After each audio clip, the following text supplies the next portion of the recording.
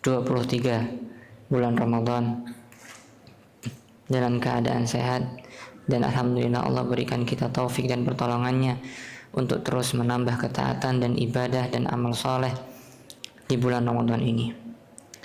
Bapak Ibu, melanjutkan pembahasan kita kemarin sedikit, hari ini saya akan memulai dengan sedikit mereview yang kemarin kita telah mempelajari tentang urgensi membersihkan hati, mensucikan jiwa, yang dimana kita semuanya ingin kebahagiaan dan keselamatan di dunia dan akhirat, dan kuncinya adalah ada pada kesucian jiwa kita. Nah, kita juga membahas bahwasanya kita punya modal besar, yaitu fitrah yang telah Allah berikan kepada kita semuanya. Ada ayat yang kemarin Ana lupa sampaikan untuk dijelaskan, bahwasanya Allah Subhanahu wa taala setelah menyempurnakan penciptaan jiwa tadi, Allah berfirman, fa'alhamaha fujuraha wa taqwaha. Jiwa yang telah Allah sempurnakan penciptaannya itu, Allah ilhamkan, Allah beritahu kepada setiap fitrah untuk mengetahui mana kebaikan dan mana keburukan. Ya. Jadi semua kita itu tahu, Bapak Ibu sekalian, kita itu tahu mana kebaikan, mana keburukan. Qad aflaha man zakkaha wa qad khaba man dasaha. Ada orang yang milih untuk mensucikan jiwanya, maka dia akan beruntung, dan ada orang yang milih untuk mengotori jiwanya, maka dia akan merugi. Ada dua golongan orang manusia dalam hal ini. Maka kita pilih golongan yang mana? Maka oleh karena itu Bapak Ibu sekalian, karena kita memiliki fitrah yang sama-sama bersih dari lahir, maka mari kita jaga dan mari kita tumbuhkan pohon keimanan ini. Di antaranya dengan apa? Dengan 10 kaidah yang telah dijelaskan oleh Syekh Abdul Rasyad dalam kitabnya 10 kaidah dalam mensucikan jiwa. Yang pertama apa Bapak Ibu sekalian? Yang pertama adalah bertauhid. Mentauhidkan Allah Subhanahu wa taala, memurnikan ibadah hanya untuk Allah Subhanahu wa taala, itu adalah pondasi dan asas dalam mensucikan jiwa. Di mana tauhid itu adalah tujuan diutusnya para rasul. Semua rasul ketika diutus menyampaikannya apa?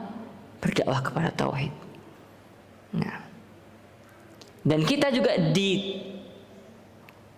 diciptakan oleh Allah Subhanahu wa taala di dunia ini hanya dengan tujuan untuk apa? Mentauhidkan Allah, beribadah kepada Allah dengan memurnikan ibadah kepadanya. Allah berfirman, "Wa ma khalaqtul jinna wal insa illa liya'budun." Hanya untuk kepada Allah Subhanahu wa taala kita beribadah.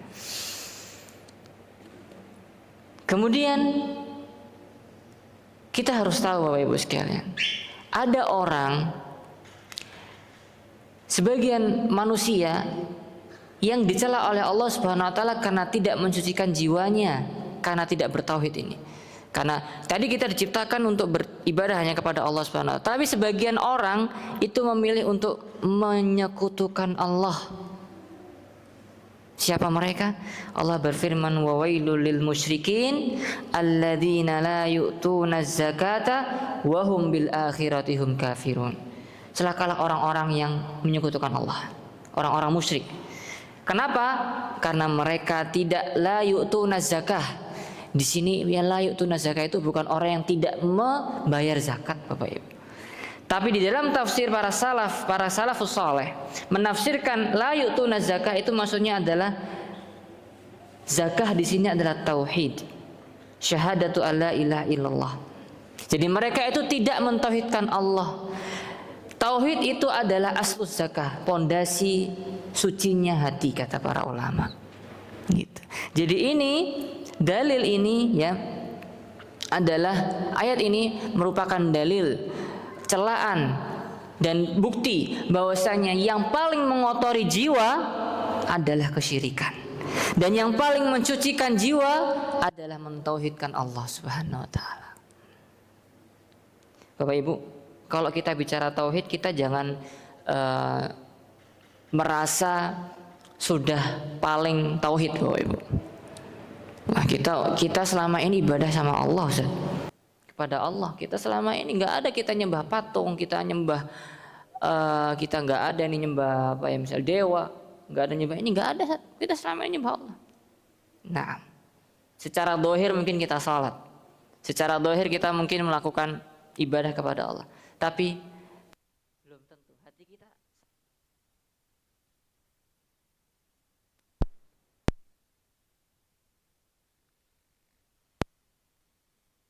selama ini kita ini dan itu benar nggak semuanya itu murni karena Allah, atau ada sedikit untuk pujian manusia, sedikit keinginan untuk balasan dari manusia, ingin dibalas kebaikan kita, ingin dianggap masya Allah, ingin dianggap wah, ingin dilihat, maka ini syirik kita ya, tauhid kita ini sudah tercoreng dengan adanya hal seperti itu.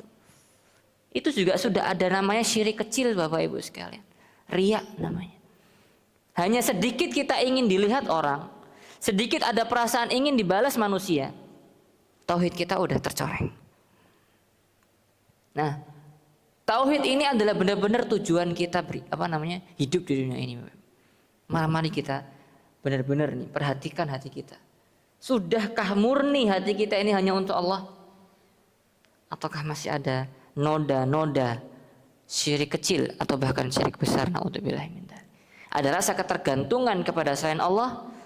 Nah, ini yang perlu kita murnikan hati kita, sucikan jiwa kita dengan tauhid. Yang kedua Bapak Ibu sekalian, cara kedua atau kaidah kedua kita dalam mensucikan jiwa, dalam membersihkan hati itu adalah dengan berdoa. Kata Syekh Abdul Razak hafizahullah, ad-du'a'u miftahu zakatin nufus. Doa itu adalah kunci kesucian jiwa. Dia adalah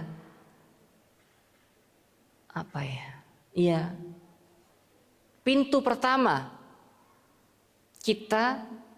Kalau orang mau masuk masjid, masuk rumah, kita harus masuk lewat pintu kan. Nah, sebelum masuk ini kita buka kunci. Nah, ini adalah pertama kita bisa dapat kesucian jiwa itu adalah dengan doa. Kenapa? Kok dinamakan kunci? Nabi Muhammad SAW pernah bersabda, "Laisa syai'un akrama 'ala Allah Ta'ala minad du'a." Tidak ada sesuatu yang paling mulia di sisi Allah Subhanahu wa taala daripada doa. Nah, hadis ini diriwayatkan oleh Imam Tirmidzi dan Ibnu Majah dengan dihasankan oleh Syekh Albani. Oke, Bapak Ibu sekalian, kenapa doa itu adalah paling mulia di sisi Allah? Ya, ibadah yang paling afdol kalau kata Syekh di sini, para penulis di sini, di sisi Allah Subhanahu wa taala. Kenapa?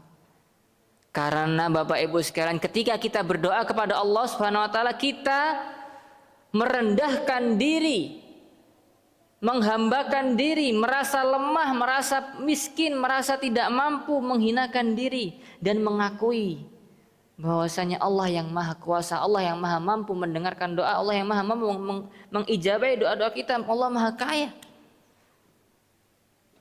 Itu yang ada perasaan itu adalah amalan hati yang kita tampakkan kepada Allah tatkala kita berdoa. Kecuali ketika kita berdoa, kita tidak menghadirkan hati, yang penting kita Rabbana atina fid dunya hasanah wa fil akhirah. Enggak maknai artinya kecuali itu. Doa yang diijabahi adalah doa yang keluar dari hati yang tidak lalai, kata Rasulullah. La yustajabu du'a min qalbin ghafilin lahin, kata Nabi Muhammad SAW.